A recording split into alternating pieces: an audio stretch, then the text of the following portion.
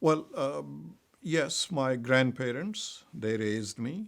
They taught me some basic human values by their by giving me education, giving me and my siblings.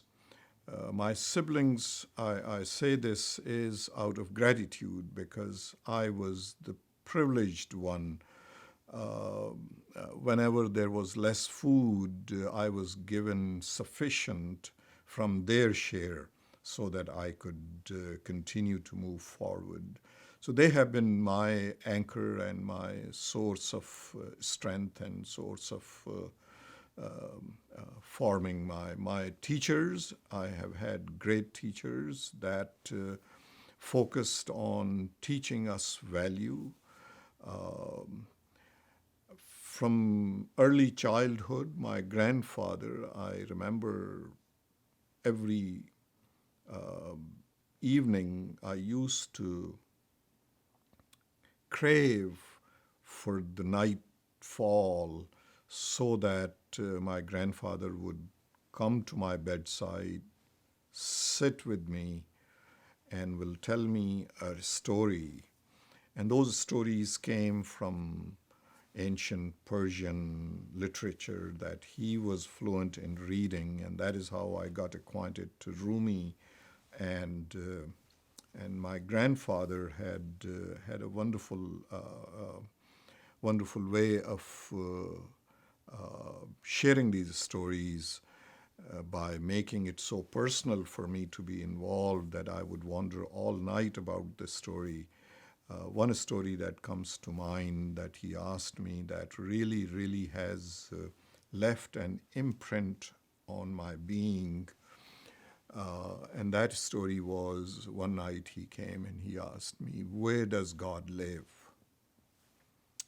And I haven't seen, I think I was 10 years or 12 years old, having seen people raise their hands when they pray, I thought maybe he lives up in the sky. And he said if that was the case, the birds that fly, they would have found him. So I said, okay, then he must live in the mountains because that's where people look up to God. And he said, no, if God lived in the mountains, then the mountain dwellers would have found him. I said, my God, I need to give him the right answer. I thought that because God is such a big thing in everybody's life that I have seen so far, he must live in oceans. That's the largest thing I knew. And he said, no, it's not in oceans. Otherwise, all the fish would have found God. And so I said, I give up. Tell me, where does he live? He said, I'll tell you tomorrow. Think some more about it.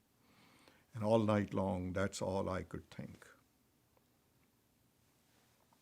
Next night couldn't come soon enough, and he comes and he said, have you thought, did you find where God lives?